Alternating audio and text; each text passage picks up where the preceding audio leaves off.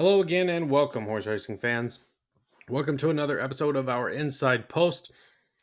Today, we are going to do a little special video. We are going to give you our Longshot prize play picks for Saturday, November 4th, for the Breeders' Cup Saturday events. We're hoping that these horses have a little bit of shot of possibly winning or getting second or third to get a little bit of that win play show money. So we're going to go through the card for each Breeders' Cup race, giving you our long shot pick. Make sure to hit that like and subscribe. We thank you guys for watching and chatting and communicating with us on all of our social medias. So make sure to leave a comment down below of your long shot play for the weekend. We also will post our link down below to our full betting guide for Friday and Saturday. So make sure to check that out. We've already kind of kicked things off with our Breeders' Cup juvenile races for the Friday. So make sure to go watch that video as well. And here, let's get started. Race 3, we got the Big Ass Fans Breeders' Cup Dirt Mile. A tough task in here for our long shot Skippy Longstocking with Tyler Gaffalione and Safi Joseph, but could be up to the task. Two really good speed figures the last two races, 106 and a 100, winning the Charlestown Classic Grade 2. Did not beat out much. The race rating was not anything to write home about. But interesting, gets Tyler Gaffalione aboard in here. Probably won't be 12 to 1 due to some scratches. So the field keeps getting shorter and shorter. But definitely one that has some speed and interesting tacticalness if the horse decides to go to the lead. Like I said, we probably won't get 12 to 1. This horse will probably be lower, 6, 8 to 1 in here, but definitely one to take consideration if you're playing an exacta or trifecta.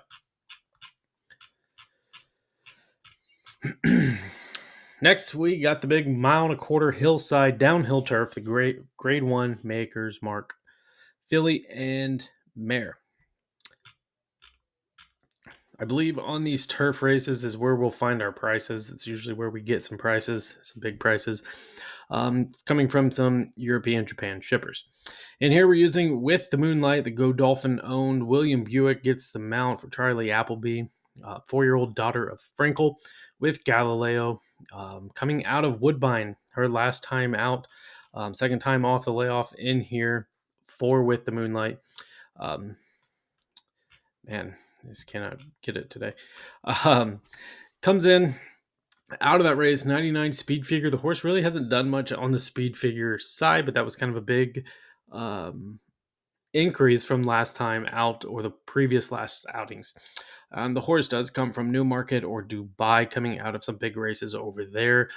Ships in to Keeneland, and the Ginny Wiley finishes second, beaten by an Italian. Goes back to Great Britain, finishes sixth in the Grade 2 Dahlia Stakes, comes back to Woodbine. So the horse is a shipper. Holy cow. So should be comfortable coming in here. Does go out to the West Coast rather than sticking on the East Coast. So we'll see if that has any effects with the Moonlight. Kind of like this price play at 20 to 1 right now on a big European shipper that has been in the States and has done fairly well in a lot of her stakes races.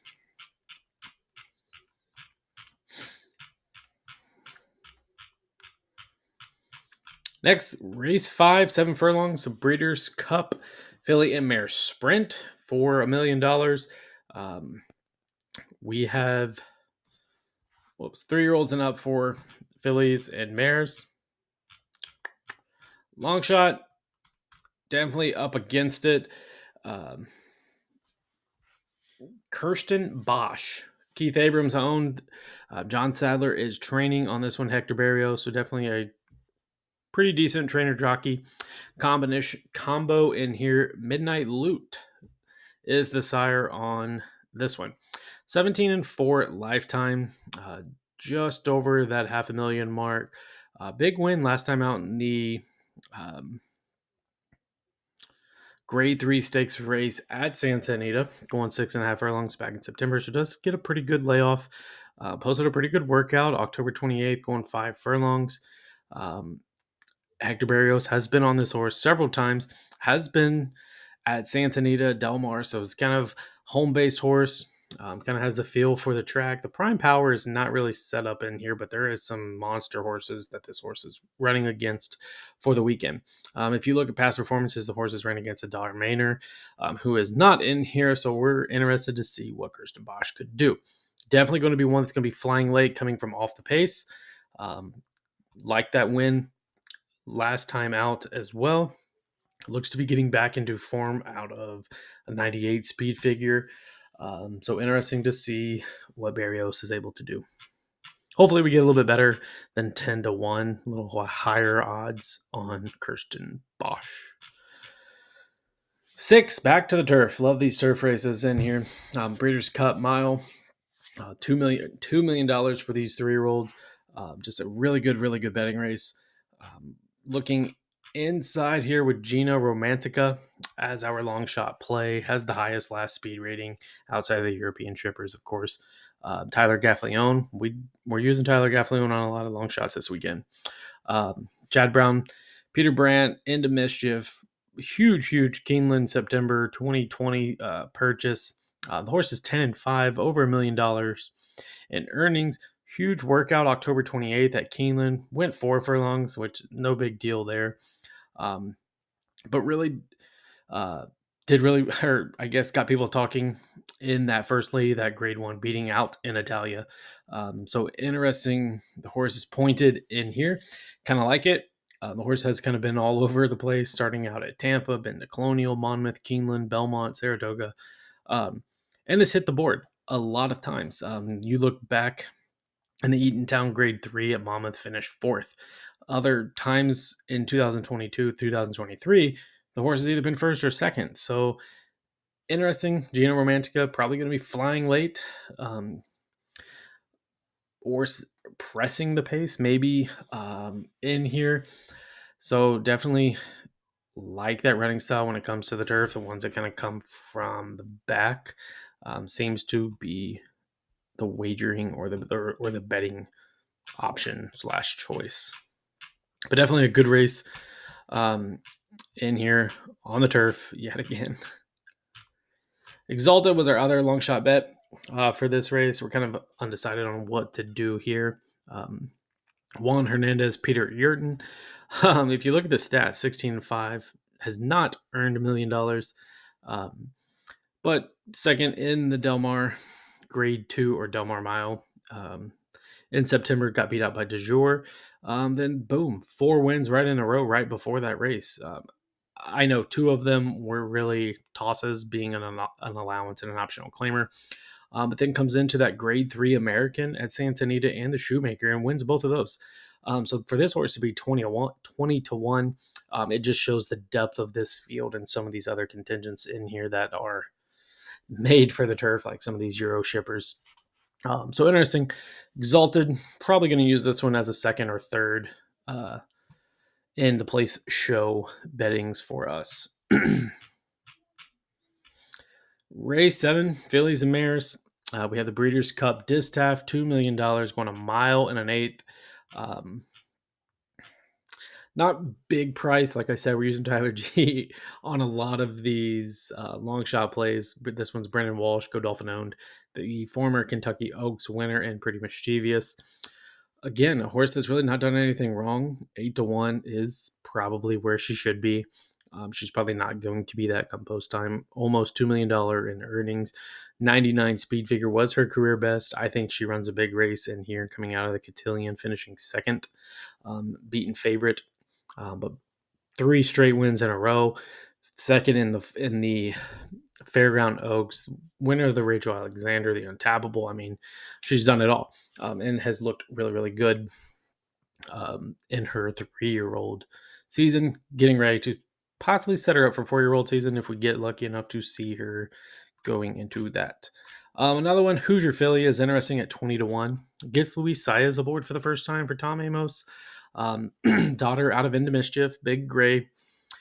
Philly coming in here, $510,000 Keeneland September sale purchase. struggled the past two times. Fourth in the Cotillion. Charlestown Oaks finished eighth. I do think the jockey uptick to Luis Saez will help this horse out. Looks to be one that likes to get out early, possibly. Let's press the pace or get out to the lead and see what happens. 20-1, nothing. Not going to argue with that. The horse has ran against Pretty Mischievous several times, has beaten her once, ran third to her in the Rachel Alexander beat her in the Golden Rod, and also beat out Wet Paint, who was a highly talked about horse coming into her 3-year-old season as well in the Monomoy Girl. So the stats really don't add up to our other long shot and to some of these other ones for sure, but definitely one that could be sneaky. I'm on the inside, getting a different jockey look and gets blinkers added and has a pretty good workout along her tab as well. Next, another downhill turf. We got the Breeders' Cup mile and a half for 3-year-olds. So again, love these turf races. Watch out for the Euros or the Japan contingents that have shipped in. Long shot play in here is going to be Bolshoi Ballet. Winner of the Sword Dancer. Big race at Saratoga, going a mile and a half on a yielding turf course there with John Velasquez. Aiden O'Brien picks John Velasquez up yet again, which Aiden O'Brien has several contingents in this race. This one probably one of the longer shots. However, horse has shipped here before, ran at Del Mar in the Breeders' Cup Turf last year, finishing 6th, was beat out by Broom and Yibir, who is also in here, Broom being also in here, but ran a big race. So we'll see, kind of comes back in here again. Really, the time between that Breeders' Cup Turf and this year's, really nothing to take note of. Like I said, the big win is that Sword Dancer. It gets a 119 race rating for that, so that's pretty good. Comes out of the King George on Ascot. I believe it was Royal Ascot Week. That was huge. Was beat out by King of Steel, though, who is also in here for that.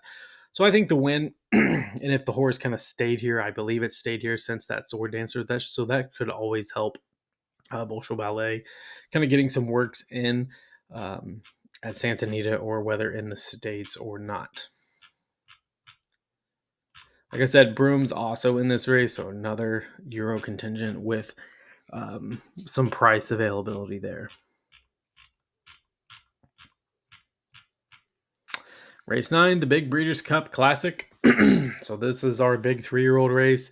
Of course, the scratch of Archangelo kind of changes or makes us rethink our plans. We're going with 2 Zandon as our long shot. The horse is probably not going to be 12-1, unfortunately.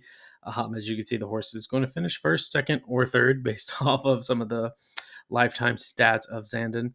Does get Frankie Dettori aboard, so that's kind of a different jockey look for Zandon and Chad Brown. So interesting to see. I kind of like the speed figures that the horse has been producing in the past few starts.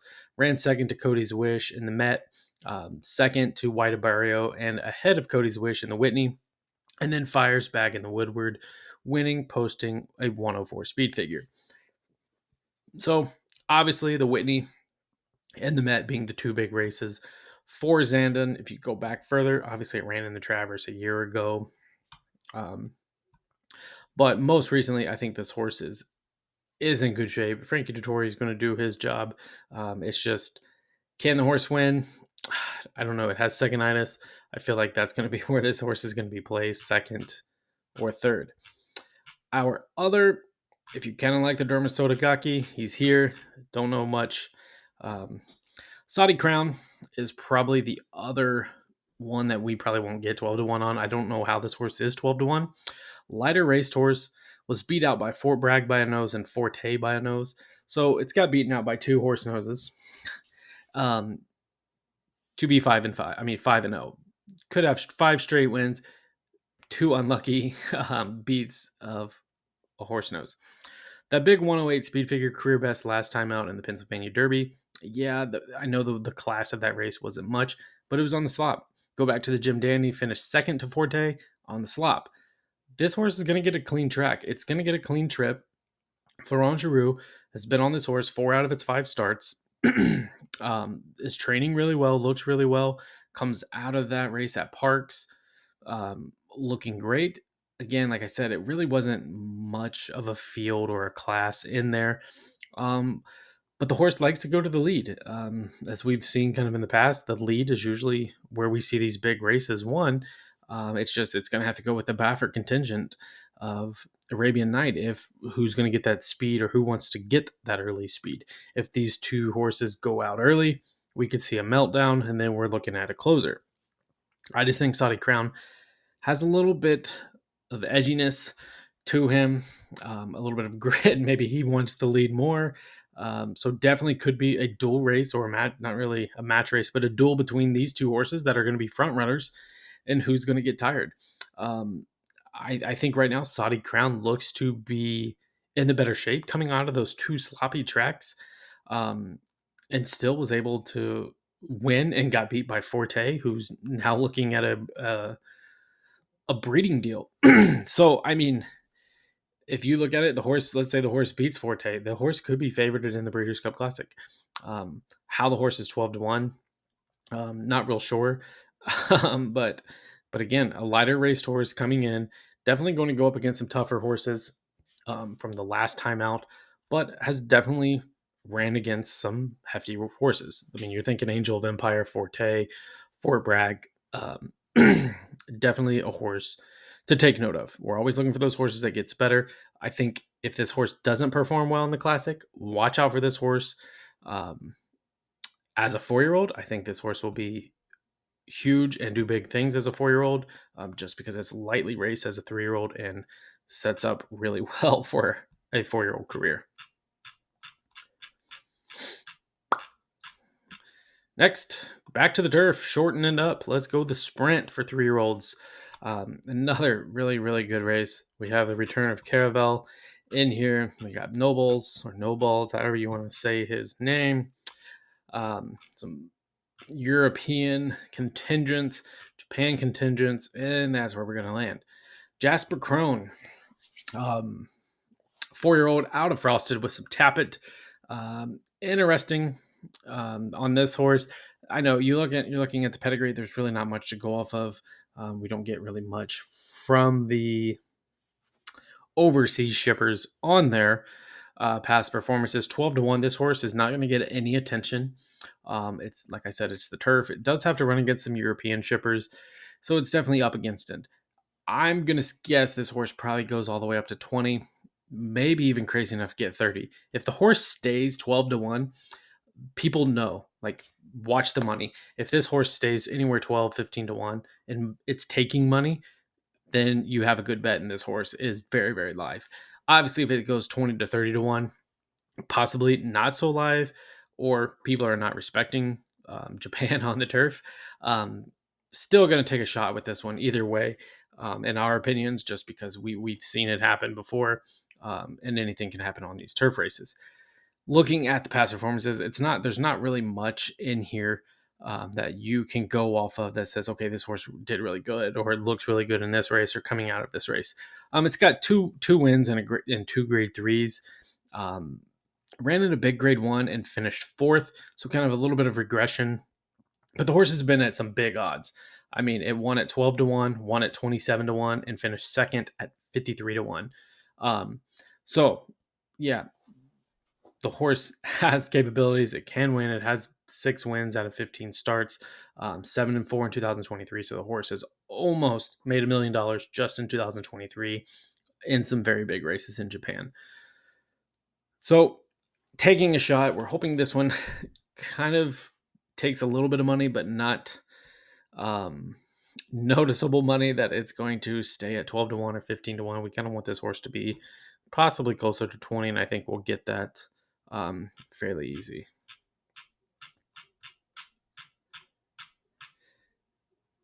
And the finale, the Breeders' Cup Sprint, is going 6 furlongs for these 3-year-olds. And up, Hoist the Gold. Yes, was our long shot pick in the Churchill Downs Grade 1 on Kentucky Derby weekend, finishing second to Cody's Wish. Comes back and just gets blown up in the Met by Cody's Wish and those other contingents that are now in the Classic. So interesting. This one's going to stick to the shorter distance, not go into the Classic on longer. Does come out of a win. Grade 2 Phoenix at Keeneland.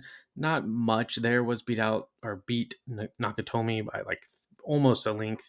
So interesting. Obviously, one that's trending up. Does have a pretty good workout. Pretty good speed rating. Last time out a 104. Career best speed rating for this horse. So interesting uh, to see it at 12-1. Does get Johnny Velasquez back aboard out of that Phoenix. So interesting to see what Johnny V is able to do. And there was one more stat. Oh no. I talked about the workout. Beat out Nakatomi, and has ran against some very, very good horses. CZ Rocket, again, Gulfstream Way, Cody's Wish, who's not in this race. The horses ran against some pretty hefty competition.